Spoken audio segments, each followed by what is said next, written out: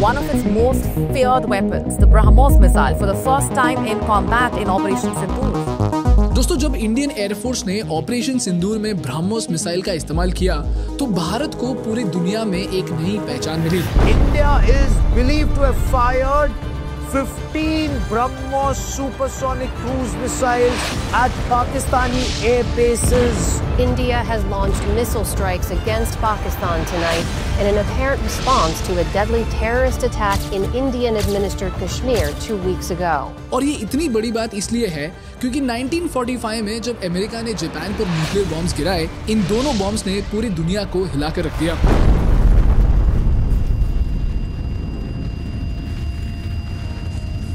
इसी से शुरू हुई दोस्तों दुनिया की सबसे पहली न्यूक्लियर आर्म्स रेस। एक तरफ जहां अमेरिका के पास 30,000 से ज्यादा न्यूक्लियर वॉरहेड्स थे, सोवियत यूनियन ने 40,000 न्यूक्लियर वॉरहेड्स बनाए। यहां तक कि 1964 तक चाइना भी न्यूक्लियर बॉम्ब बना चुका था। लेकिन एक तरफ जहां सारी दुनिया अपने वेपन्स और आर्मी को अपग्रेड कर रही थी, उसी समय भारत की हालत इतनी खराब थी कि हमें हर बार किसी न किसी देश से मदद मांगनी पड़ती थी। In the uninhabited Aksai Chin Plateau of Ladakh, they constructed a road across Indian territory. Prime Minister Nehru is taking the cautious approach and is warning his people that the war may be long and hard. आपको पता है 1962 में जब Chinese हमारे जवानों को मार रहे थे, हमारे जवान हिमालय की पहाड़ों में ठंड से मर रहे थे। हमारे पास इतने कम वेपन्स थे कि नेहरू जी को जॉन एफ कैनेडी को लेटर लिखना पड़ा और ये कहना पड़ा कि सर, हमें फाइटर जेट्स, रेडार सिस्टम्स और यहाँ तक कि यूएस पायलट्स तक की जरूरत है। और दोस्तों, इतना ही नहीं, हमारे सोल्जर्स हिमालय की ठंड में कैनवस की जूते पहनकर लड़ रहे थे। जी हाँ, कैनवस की जूते जो हम स्कूल में पहनते थे। उसी तरह 1971 में जब अमेरिका ने हमारे खिलाफ नेवी भेजी तो हमें फिर से सोवियत यूनियन से मदद मांगनी पड़ी। The United States has not and is not now intervening for any purpose whatsoever in the domestic affairs of India. ऐसा क्यों होता था? क्योंकि 1947 से 1990s तक हम वेपन्स बनाना तो चाहते थे, लेकिन हमारे पास ना टेक था, ना पैसा, ना सिस्टम। इसीलिए हमें हर बार किसी ना किसी देश से मदद मांगनी पड़ती थी। जैसे कि जेट्स के लिए हमें फ्रांस जाना पड़ता था, ड्रोन्स के लिए हमें इजराइल के पास जाना पड़ता था और वॉरशिप्स के लिए हमें रशिया के पास जाना पड़ता था। लेकिन दोस्तों, एक तब का भारत था और एक आज का भारत है। एक वक्त था जब भारत बाकी देशों से वेपन्स मांगता था और आज का भारत सिर्फ वेपन्स खरीदता ही नहीं बल्कि 85 कंट्रीज को डिफेंस एक्सपोर्ट भी करता है। India has seen a 334% increase in defense exports. India's defense exports are surging. The government says India supplies equipment to over 100 countries. और तो और आज फ्रांस, इजराइल और अमेरिका जैसे देश भी इंडियन कंपोनेंट्स और इंडियन सिस्टम्स यूज करते हैं। और दोस्तों, आपको सुन के खुशी होगी कि 2016-17 में जहां भारत सिर्फ 1522 करोड़ के डिफेंस एक्सपोर्ट्स करता था, आज वही भारत FY 24-25 में 23,622 करोड़ के एक्सपोर्ट्स कर रहा है। और अब जब हमने ब्रह्मोस मिसाइल यूज करके दिखाया है, सऊदी अरेबिया से लेकर फिलीपींस तक, वियतनाम से लेकर ब्राजील तक, यूएई से लेकर मलेशिया तक कई सारे देश ब्रह्मोस खरीदने में इंटरेस्टेड हैं। और ये सब हुआ APJ अब्दुल कलाम की वजह से। तो क्या है ब्रह्मोस की कहानी? कलाम सर और उनकी टीम ने ब्रह्मोस कैसे बनाया और इस वेपन स्ट्रेटजी से भारत को क्या फायदा होगा, जानेंगे इस एपिसोड में। दोस्तों, ये चैनल ज़ेरोदा और थिंक स्कूल का एक जॉइंट इनिशिएटिव है जिसके माध्यम से हम भारत को वर्ल्ड क्लास बिजनेस और जियोपॉलिटिकल केस स्टडीज पढ़ाना चाहते हैं। तो अगर आप भी बिजनेस या जियोपॉलिटिक्स सीखना चाहते हो तो प्लीज इस चैनल को सब्सक्राइब करो। आपके लिए तो ये फ्री है, लेकिन हमारे लिए ये बहुत बहुत जरूरी है।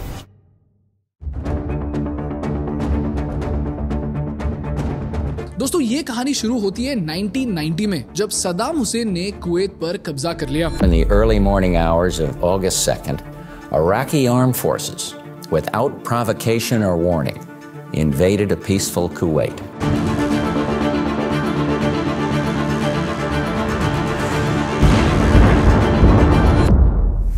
Skies choked, black smoke, a country savaged by fire. Saddam Hussein unleashed a new kind of destruction. He ordered the Iraqi army to blow up the oil fields of Kuwait. It looks like what I envisioned hell would look like. The country of Kuwait is burning. From the beginning of the Gulf crisis, the underlying rationale for stopping Saddam Hussein has been oil. Iraq wants control of Kuwait's territory, its oil, and the money that comes with it. There was a real euphoria about Iraq as the next powerhouse in the region and a place with unlimited amounts of money. और जैसे ही सदाम ने Kuwait पर कब्जा किया, दुनिया को ये डर था कि अगर इराक और कुवैत दोनों भी सदाम हुसैन के हाथ लग जाते तो दुनिया के लगभग 20% ऑयल रिजर्व्स सदाम हुसैन के कंट्रोल में होते। और इसी कंट्रोल को तोड़ने के लिए गल्फ वॉर में अमेरिका खुद मैदान में उतर आया और बैटलफील्ड में अमेरिका ने उतारा एक ऐसा मिसाइल जिसने सदाम हुसैन की आर्मी को हैरान कर दिया। इस मिसाइल का नाम था टॉमाहॉक क्रूज मिसाइल। इस मिसाइल की खास बात यह है कि 1300 किलोमीटर दूर से भी ये अपनी टारगेट को सर्जिकल प्रिसिशन के साथ हिट करती है। इसीलिए कई लोग इसे कहते हैं स्नाइपर इन द स्काई।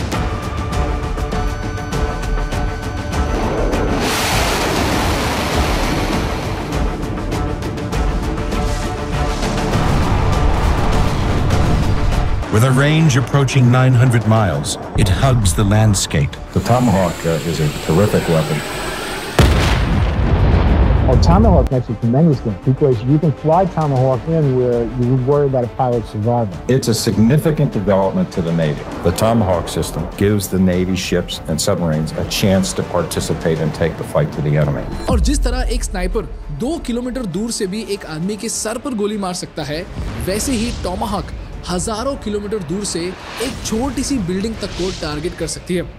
सोचिए, अगर अमेरिका को पता हो कि ओसामा बिन लादेन शाम को 5:05 पर किसी स्पेसिफिक बिल्डिंग में होगा, तो अमेरिका अपना टॉमाहॉक मिसाइल हजारों किलोमीटर दूर से छोड़ के उसी वक्त उसी बिल्डिंग को उड़ा सकता है। ये थी टॉमाहॉक की पावर और यही वजह थी कि पूरी दुनिया अमेरिका से डरने लगी और सारे देश एक के बाद एक अपने मिसाइल्स अपग्रेड करने लगे। लेकिन जैसा कि मैंने कहा, जब पूरी दुनिया इन वेपन्स को यूज करके अपने आप को अपग्रेड कर रही थी, तभी भारत इतना गरीब देश था कि हमारे पास क्रूज मिसाइल्स थे ही नहीं और ऐसा कोई कटिंग एज टेक्नोलॉजी भी नहीं था जिसके जरिए हम क्रूज मिसाइल्स बना सके। और भारत वेपन्स रेस में बहुत ही तेजी से पीछे छूटा जा रहा था। लेकिन यहीं पर दोस्तों एंट्री होती है the missile man of India की, जिनका नाम था APJ Abdul Kalam. Awul Pakir Jainala bin Abdul Kalam, or APJ Abdul Kalam as he is known as, is one such personality, the main force behind India's first successful satellite launch in 1980, and the person behind India's current ambitious missile program. Developed countries have denied several technologies to us. So it was a challenge for the youngsters that when something is denied by the Western nations to you, can you develop it in India? And Dr. Kalam had a vision. He could lead a team of youngsters by giving them vision, by telling them what they can do in the future. India is self-reliant in missile technology. We can design, we can develop, we can lead to production any type of missiles.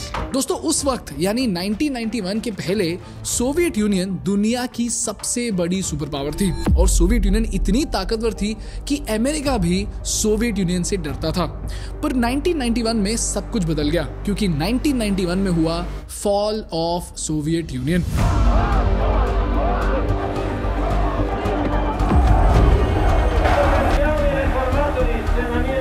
A country with a failing domestic economy, rising internal and external dissent.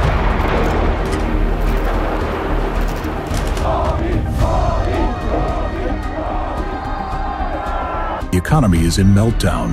In the countryside, malnutrition among pregnant women and children is common. You can see the anticipation in their faces. Most were leaving behind everything, their homes, their jobs, some even their families, for a new life in the West. Gorbachev's resignation and the last lowering of the Soviet flag that flew over the Kremlin dome. The country cracks under the pressure. In Moscow, the hammer and sickle is lowered for the last time, and an era comes to an end. दोस्तों ये वो वक्त था जब Soviet union 15 अलग अलग देशों में बांट दिया गया सोचो, एक देश के 15 टुकड़े हो गए और रशिया की हालत इतनी खराब हो गई कि जो साइंटिस्ट स्पेस मिशन बनाते थे अब उनके पास सैलरी तक के पैसे नहीं थे। जो लोग मिसाइल्स टेस्ट कर रहे थे अब वो राशन की लाइन में खड़े थे और लोगों के पास खाने तक के पैसे नहीं थे। यहाँ तक कि रशिया में इन्फ्लेशन 2000% तक पहुंच गया। और जब रशिया सोवियत यूनियन के टूटने का गम मना रहा था तब एपीजे अब्दुल कलाम ने देखा एक बहुत बड़ा मौका। दोस्तों, जब कुछ इंडियन साइंटिस्ट रशिया गए तब कलाम सर एक पुराने रिसर्च लैब में गए और तभी उन्होंने एक ऐसी चीज देखी जिसे देखकर वो हैरान हो गए। उन्होंने देखा कि एक सुपरसोनिक कंबशन इंजन एक कोने में पड़ा हुआ है। आपको पता है सुपरसोनिक इंजन क्या होता है? सुपरसोनिक इंजन एक मिसाइल को साउंड की स्पीड से भी लगभग 3 गुना तेज लॉन्च कर सकती है। यानी ये मिसाइल इतनी तेज है कि अगर दिल्ली से लॉन्च हो तो 7 मिनट में लाहौर जाकर डायरेक्टली टारगेट को हिट कर सकती है, और वो भी बिना किसी वार्निंग के। तो कलाम सर ने जब इतने कीमती इंजन को धूल खाते हुए देखा तो उन्होंने रशियन साइंटिस्ट से कहा कि सर ये इंजन ऐसे ही पड़ा हुआ है। तो रशियन साइंटिस्ट ने कहा कि हाँ सर, ये हमने कुछ महीने पहले बनाया तो था, लेकिन हमारे पास इसको टेस्ट करने का बजट नहीं है। गवर्नमेंट ने ना हमारा प्रोजेक्ट बंद कर दिया। तो कलाम सर ने कहा तो फिर रुक क्यों गए, हम दोनों मिलके इसे पूरा करते हैं ना। भारत को भी इसकी जरूरत है और हमारे पास साइंटिस्ट भी हैं और थोड़ी फंडिंग भी है और आपके पास तो टेक्नोलॉजी ऑलरेडी रेडी है, तो दोनों मिलके बनाते हैं ना उसको। और यहीं से शुरू हुई दोस्तों ब्रह्मोस की कहानी। तो भारत के ब्रह्मपुत्रा और रशिया के मॉस्कवा नदी के नामों को मिलकर बना ब्रह्मोस। और फाइनली 12 जून 2001 में ब्रह्मोस का पहला टेस्ट किया गया। 3, 2, 1, now. BrahMos missile was first test fired on 12th June 2001 from Integrated Test Range Chandipur in a vertical launch configuration.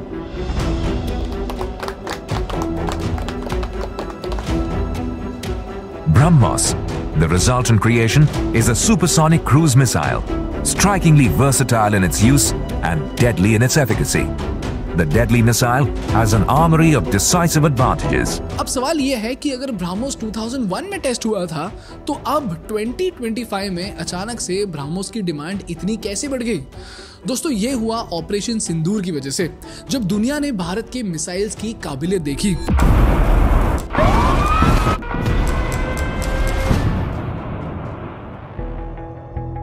अब कई लोगों को लगता है कि ब्रह्मोस से हम सिर्फ पैसे कमाएंगे, लेकिन दोस्तों आपको ये सुनकर बहुत गर्व होगा कि इसी वेपन्स ट्रेड स्ट्रेटजी से भारत को 3 बहुत बड़े जियोपॉलिटिकल पावर्स मिलने वाले हैं।